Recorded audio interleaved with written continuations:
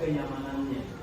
Sehingga kalau kalian misalnya disiplin semua, kemudian menyelesaikan tugas dengan baik semua, maka saya kira itu adalah ciri atau indikator sebuah kelas yang baik, yang ideal. Ya.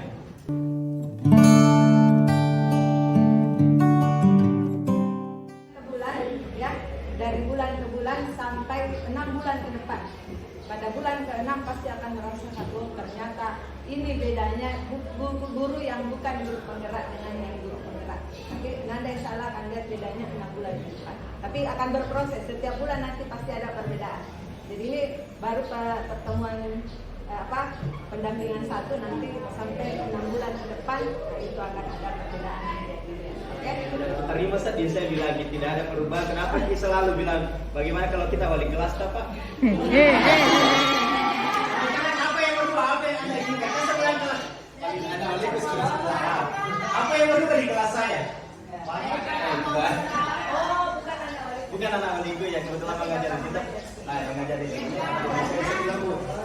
Pak, kan kita cara mengajar tak berbeda. Lebih baik Pak, selalu pakai interaksi sama siswa Pak dari pertama belajar Pak. Oh, dari pertama sudah begitu. Oh, berarti tidak lihat. Artinya dari awal dari cara guru penggerak memang sudah begitu.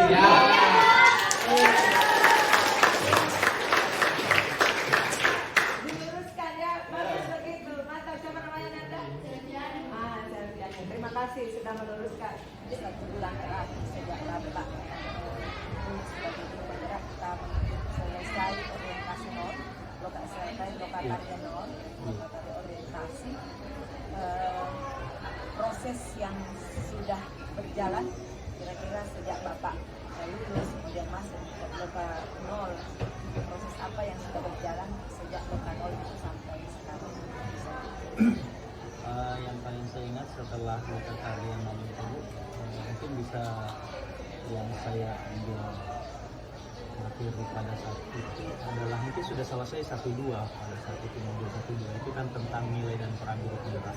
Berarti pada saat itu 1 bulan terakhir adalah tentang modul 1-3 yang membahas tentang visi guru penggerak. Kemudian yang sekarang ini adalah tentang budaya positif, yaitu nilai tentang budaya positif di modul 1.4 ya, di mana pada visi guru penggerak itu kami selaku calon guru penggerak itu menyusun visi berdasarkan tahapan bagja. Bagja itu adalah buat pertanyaan, ambil pelajaran, kemudian gali mimpi, kemudian jabarkan rencana, kemudian aktualisasikan. Kemudian untuk disiplin positif kemarin ini kami belajar tentang disiplin positif tentang teknik segitiga restitusi. Jadi saya sudah buat videonya dalam demonstrasi kontekstual. Kami mengangkat 2 kasus. Kasus pertama itu tentang keterlambatan anak dalam hal belajar pelajaran ekonomi. Kemudian kasus kedua ada saya temukan siswa yang membuang sampah di sembarang tempat. Videonya mungkin ada di sini. Saya akan rahmat dan karunia-Nya kepada kita semua yang sore hari ini kita masih diberikan kesehatan, kekuatan, kesempatan yang hadir bersama-sama dalam rangka musyawarah guru mata pelajaran atau yang biasa dikenal MDP bahasa Indonesia. Salam dan taslim kalau bagi kirimkan kepada junjungan Nabi Muhammad sallallahu alaihi wasallam sebagai Nabi Muhammad sallallahu. Bapak dan Ibu yang saya hormati dan saya banggakan, ya untuk mengawali kegiatan kita ini mari kita bersama-sama membuka dengan membaca basmalah. Bismillahirrahmanirrahim. Nah, untuk mengawali kegiatan kita ini kebetulan ada teman kita dari CGP, calon guru penggerak ya, atas nama Rusli Rahman, SMA Negeri 2 Sidrap. Ya kebetulan ya dia mempergunakan waktu ini yang sebaik-baiknya sampai dengan ya sholat asar, insyaallah, yaitu seminar tentang penanaman budaya positif. Ngerasa di penanaman cabai kemarin. Ya. Ini yang bisa dikaji barangkali apa bedanya penanaman dalam diri pribadi dengan benda. Ya. Ini saya teringat kemarin karena kita ini penanaman massal cabai ya, di kami sudah sapi. Ya, untuk menghargai waktu ya kepada saudara kita Arsi Rahman, saya silakan menurut.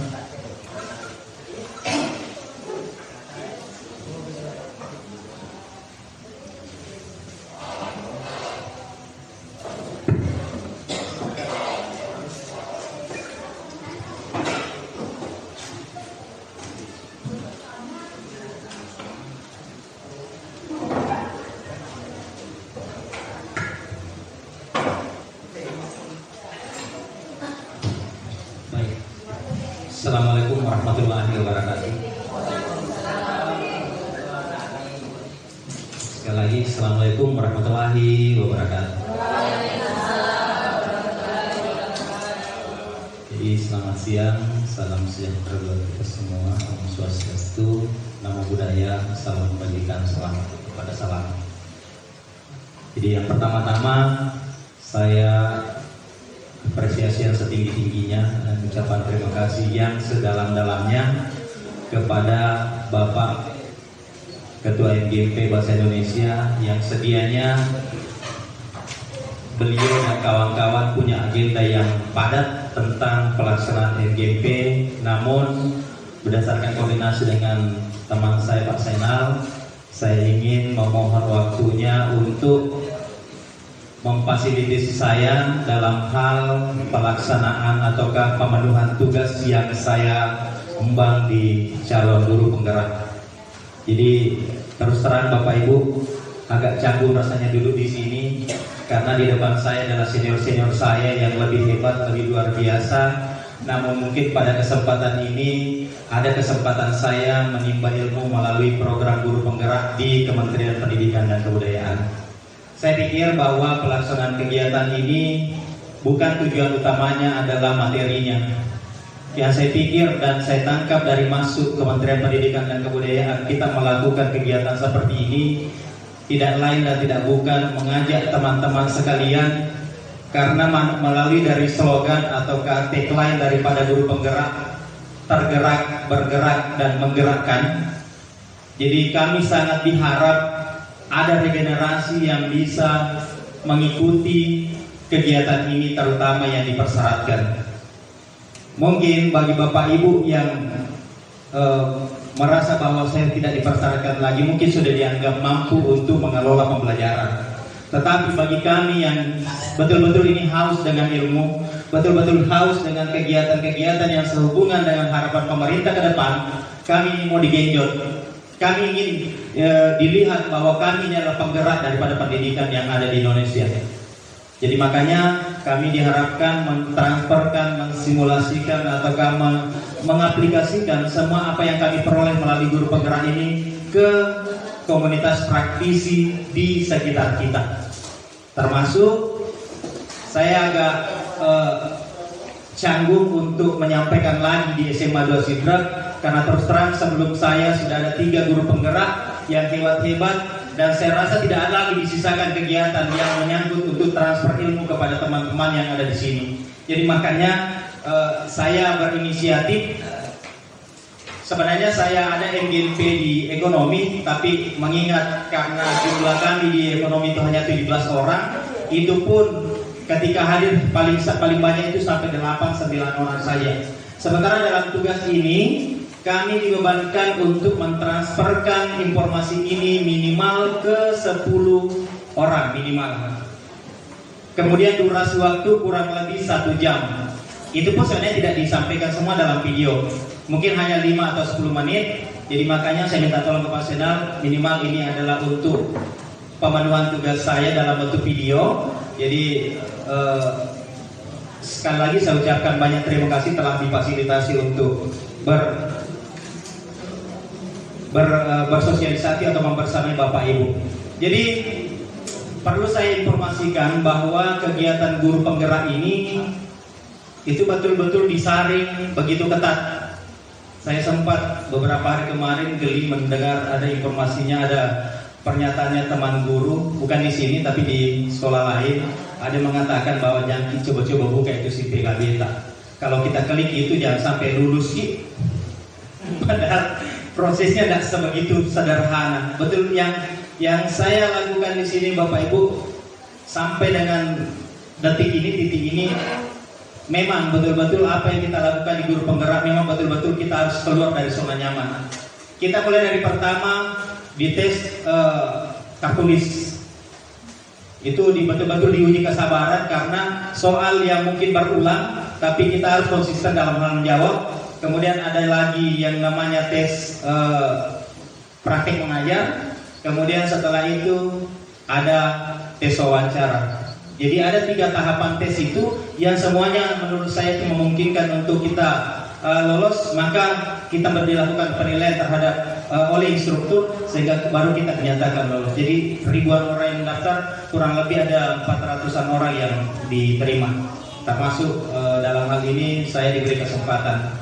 Jadi saya sangat salut setelah melihat dan mendapat informasi tentang pelaksanaan kegiatan di guru penggerak. Betul-betul orang yang merancang kegiatan ini saya betul-betul bangga dan ingin sekali melihat siapa orangnya.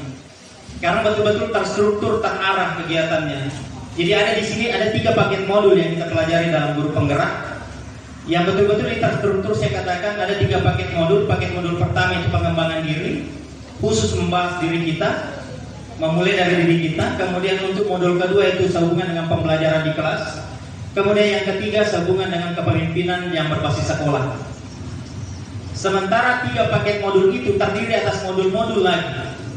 Di modul pertama sehubungan dengan diri, kita disuguhkan pertama kali modul 1.1 itu ada namanya filosofi Ki Hajar Dewantara. Kemudian masuk nilai peran dan guru penggerak. Kemudian masuk visi guru penggerak dan terakhir disiplin positif. Nah, sekarang yang menjadi tugas saya adalah disiplin positif, yang mana pada aksi nyata itu kita diminta untuk melakukan sosialisasi dalam bentuk seminar selama 1 jam kurang lebih kepada rekan-rekan sejawat komunitas praktisi yang ada di sekitar kita untuk menyampaikan tentang penanaman budaya positif. Jadi judul ini memang sudah maksudnya disampaikan ke kita bahwa judul ini yang kita bawakan. Jadi tentang budaya positif nanti akan saya sampaikan melalui slide. Kemudian yang saya kagumi juga dari alur pembelajarannya, Pak. Alur pembelajarannya adalah merdeka. Sejalan dengan kurikulum yang berlaku sekarang, itu kurikulum merdeka. Alur pembelajarannya merdeka. Jadi setiap huruf itu, setiap abjad itu memiliki arti. Yang pertama, merdeka M. Yang pertama kegiatannya adalah memulai dari diri, mulai diri.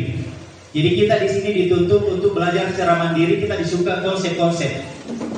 Kemudian eksplorasi konsep, M-E, eksplorasi konsep. Kemudian R, ruang kolaborasi. Kita tempatnya mendiskusikan apa yang kita sudah pelajari di eksplorasi konsep. Kita itu dikelompok-kelompokkan. Ada yang namanya pengajar praktik. Pengajar praktik itu membawahi 5 orang. Kemudian 3 orang pengajar praktik itu dibawahi oleh fasilitator. Kemudian ada lagi yang namanya instruktur. Ya betul-betul kita pendampingan luar biasa ketat. Kemudian setelah melalui ruang kolaborasi, kita diminta untuk menyelesaikan tagihan dalam bentuk hasil diskusi yang telah kita tadi diskusikan dalam ruang kolaborasi. Kemudian MERD, demonstrasi kontekstual. Setelah kita melakukan ruang kolaborasi, kita mendemonstrasikan apa yang sudah kita diskusikan. D. Kemudian E, elaborasi pemahaman. Kita elaborasi pemahaman. Disinilah tempatnya instruktur mendampingi kita menerapkan apa-apa yang menjadi poin penting dalam pembelajaran sesuai dengan konsep yang telah kita pelajari. Yang dikhawatirkan di sini kalau misalnya ada miskonsepsi terhadap teori atau konsep yang ada. Kemudian setelah E, elaborasi pemahaman, ada K, koneksi antar materi. Koneksi antar materi ini menghubungkan antara materi 1, materi 2, materi 3, dan materi selanjutnya sampai dengan terakhir yang kita pelajari pada sesi itu. Koneksi antar materi, kemudian terakhir aksi nyata. Itu alur pembelajarannya yang ada pada laporan LMS, Learning Management System.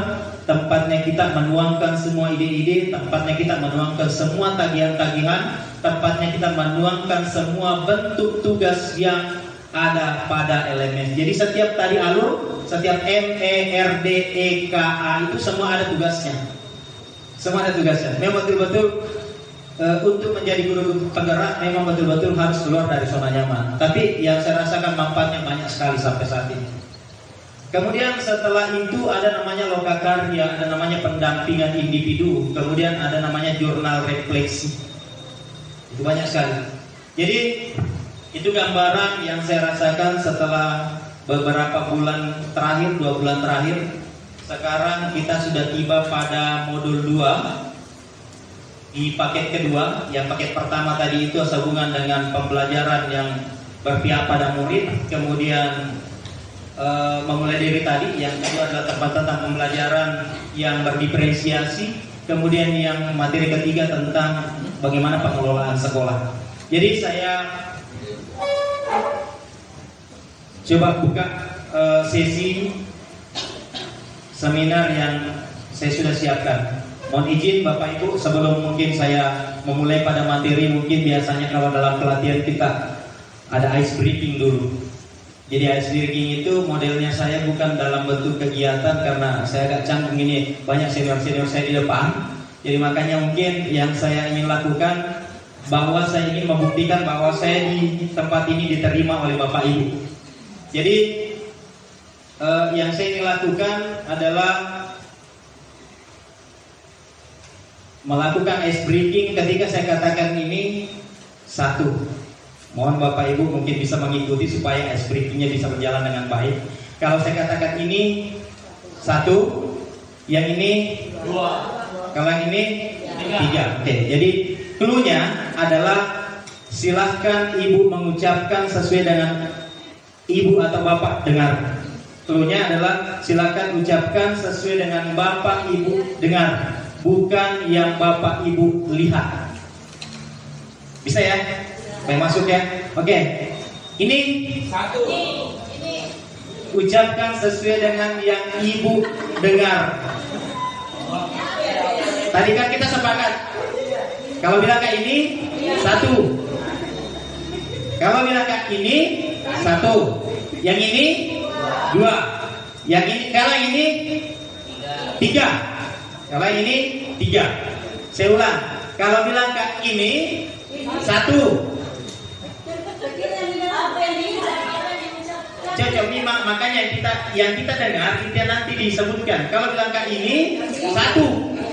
Kalau bilang kayak ini satu. Kalau bilang kayak yang ini dua. Kalau bilang kayak yang ini tiga. Bisa ya? Oke, sekarang kita coba. Mungkin masih ada kesalahpahaman, tapi nanti kita akan buktikan bahwa bagaimana maksudnya ini. Oke, ini satu. Yang ini dua. Kalau ini tiga. Yang ini dua. Yang ini dua. Ya, harusnya dua. Harusnya dua. Yang ini. Oke. Dua kata ya. Jadi yang Ibu Bapak ucapkan adalah yang Ibu dengar, bukan yang Ibu lihat. Jadi kalau bilang Kak ini, yang ini dua. Yang ini dua. Kalau yang ini tiga. Nah, sekarang saya sampaikan dulunya. Sekarang kalau bilang Kak ini berarti satu. Kalau ini tadi kan pengecohnya. Kalau bilang Kak ini satu. Yang ini dua. Kalau yang ini tiga. Nah, katanya yang didengarkan yang di jawabannya yang diucapkan. Bisa diulang. Ini yang ini. Kalau yang ini. Kalau yang ini. Kalau yang ini. Kalau yang ini. Yang ini dua. Kan yang ini itu dua.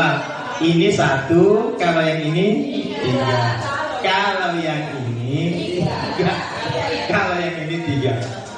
Diulangi lagi. Oke. Ini. Yang ini. Kalau yang ini. Kalau yang ini. Kalau yang ini. Kalau yang ini. Kalau yang ini. Kalau yang ini. Yang ini. Ini. Yang ini.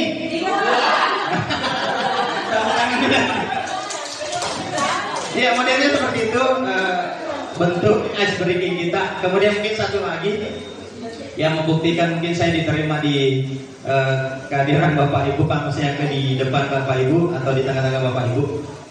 Mungkin ada handphone semua? Ada. Karena kalau bisa, minta tolong dibuka kalkulatornya.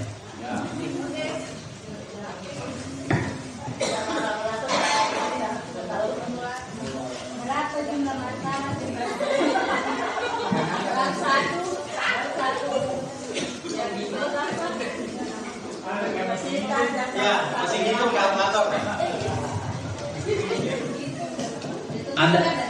Masih ada yang bujang? Banyak. Masih ada.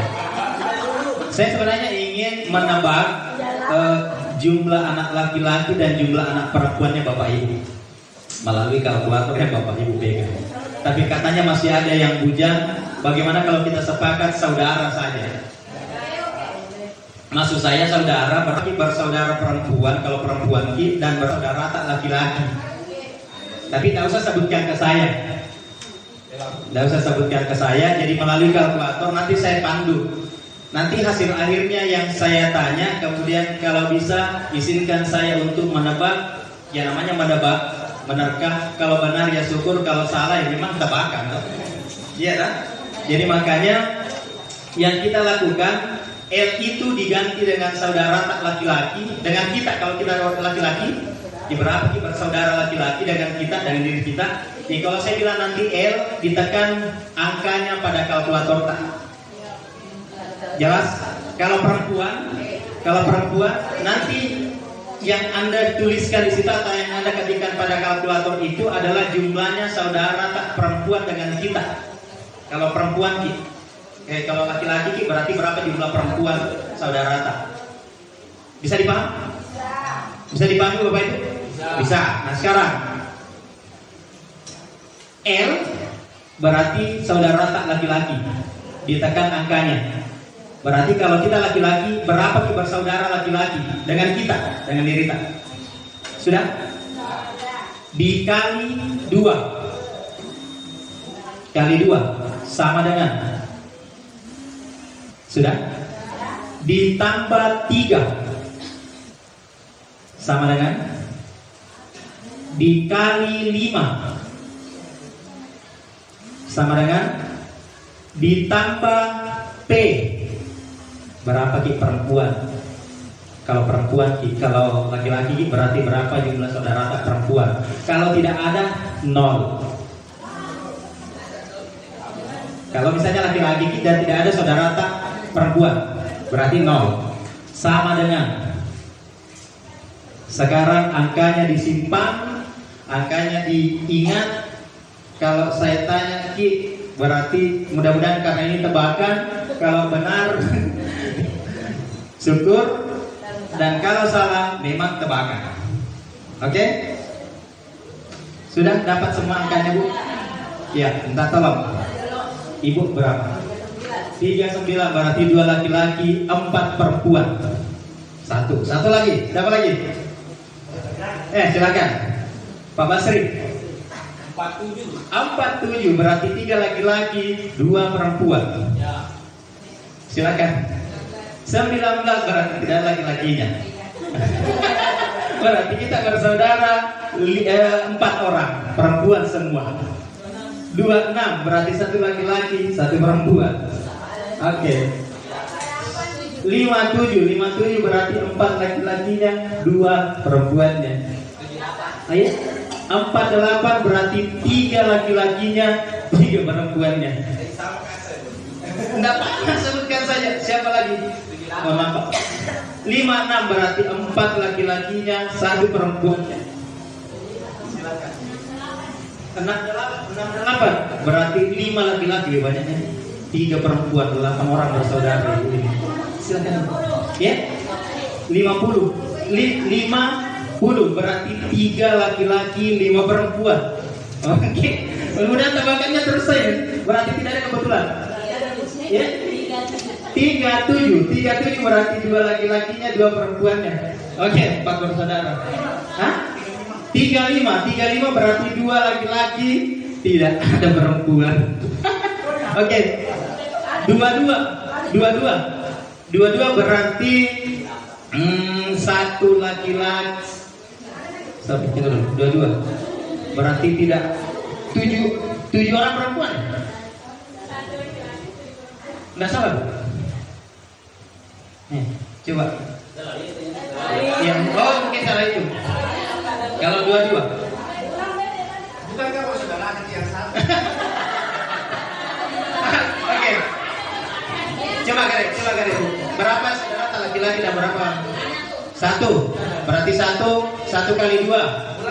1 kali 2 tambah 3 5. Kali 5 kan 25 masa 22. Bukan saudara itu, Pak. Oke, enggak apa-apa. Kan tadi laki-laki kali 2 sudah 2. Kemudian tambah 3 5. Kali 5 25. Kan 25 memang. Yang itu suaminya.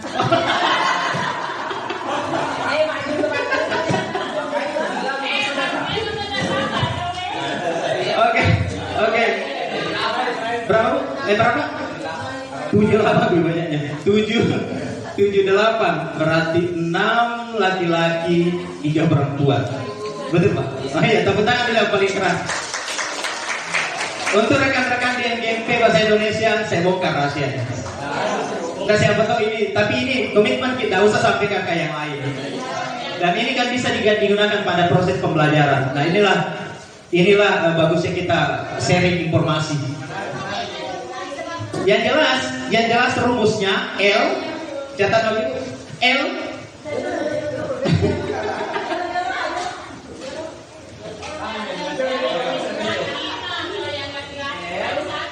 Ya, coba tunggu dulu. Nanti kita, begitu gampang sekali. Kenapa? Kalau saya hafal angka-angka itu, wah luar biasa saya. Misalnya kalau 58 berapa, 36 berapa, 72 berapa, 16. Dan saya kira tadi berapa variasi. Dan saya cepat. Oke, sekarang catat di rumusnya. Nggak boleh ya. Ini ilmunya mahal ini, expensive. Jutaan kalau orang mau dapat ilmunya. Oke, L kali 2. Jangan main sama dengan angka. Ya jelas pengaplikasian itu sama dengan L kali 2 tambah 3 kali 5 tambah P. Begini. Itu rumusnya. L kali 2 tambah 3.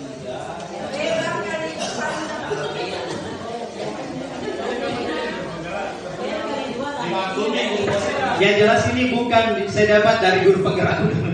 Bukan.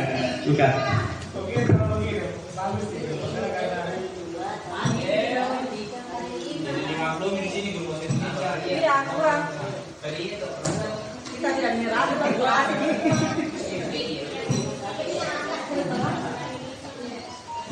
L kali 2 tambah 3. Oh iya, sama dengan di tambah 3 sama dengan begini.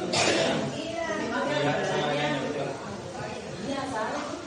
Kemudian kali 5.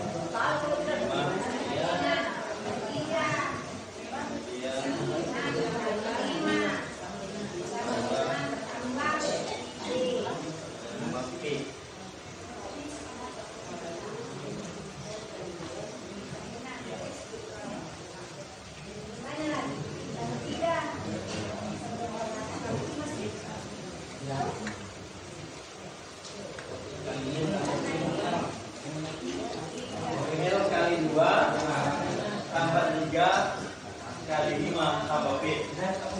Ada lagi nangis, saya udah susunan ada sini. Tinggal 1, berapa ya?